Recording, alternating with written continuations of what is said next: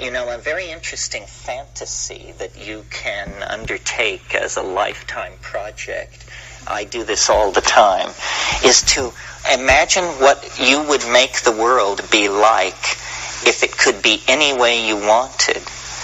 And, in the first half hour of exercising this fantasy, you realize that all our imaginings are conditioned by the constraints of matter. So you start out and you say, well, if I could have anything, I don't know, I guess I'd live in the Frank Lloyd Wright waterfall house and have my Testarossa parked outside. And then you realize, that this is a stupid fantasy, and that you could live in the Leningrad library if you wanted and have your space shuttle parked outside. And then you realize that's a stupid fantasy, and then you realize, that there are no limits, that if mind were not constrained by the rules of physics, we don't know what we are. We don't know the castles that we would build in the air. One of the interesting things about virtual reality is the idea that we're going to be able to wander among the three-dimensional constructions of the imagination with no concern whatsoever for cost-effective use of materials, because materials are electrons and light and computer commands. It costs no more to have a Gothic cathedral than to have a stucco duplex. So, it's... I think we could live there. Well, I think that the future of humanity must be in the imagination. That somehow the imagination is a place, it's a world, it's a straw being extended by the overmind to a drowning person. And we have to somehow marshal our wherewithal to march off into the imagination, because it's the only safe haven there is.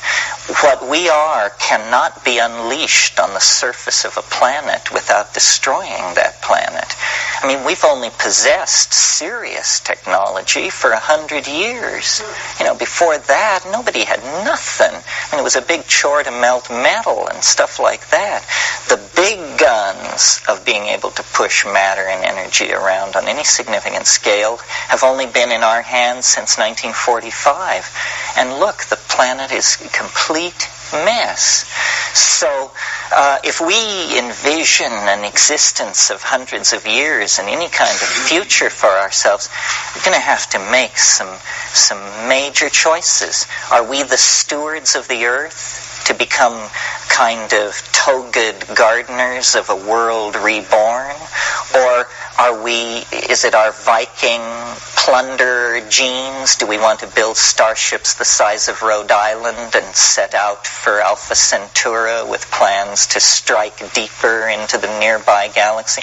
What is it going to be? Or are these fantasies based on driving the future car using only the rear view mirror? Are there sideways options?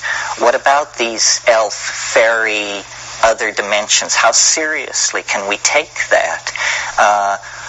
What about getting into the imagination through a kind of perfection of yoga? Can all these things that have always been reserved for beady-eyed holy people be democratized so they have impact in everybody's everyday life? Is that a possibility? What has to happen is an abandonment of the idea that only certain classes of solutions will be considered. Like currently in the world, the only class of solutions that can be considered for any problem are solutions which make a buck.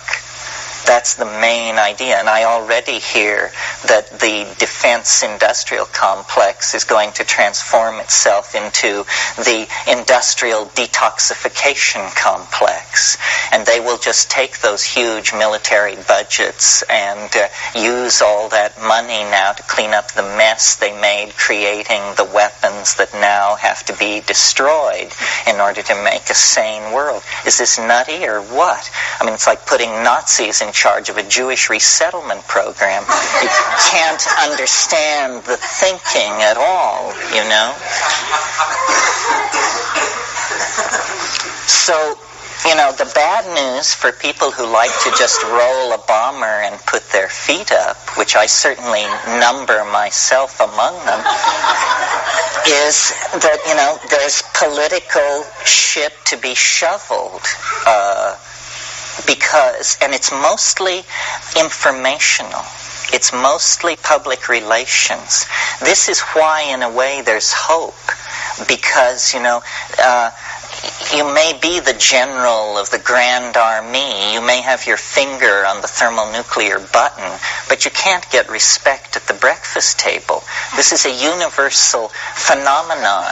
I mean, it doesn't, I'm sure Stalin had to hear terrible things at the breakfast table from his children, and every other dominator is in this position. There's no peace because, you have to have women around to bear you children, and then half of these children are women, and there's just no escape from it.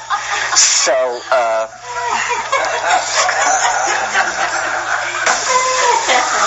you just lost a groupie.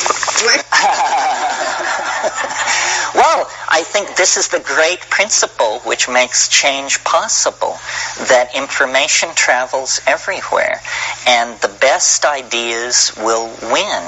If we can level the ideological playing field, as the stakes are raised higher and higher, more and more desperate options will be considered. And eventually they will even come to such mad fringes as ourselves and say, well, everything else has failed. What do you people have in mind?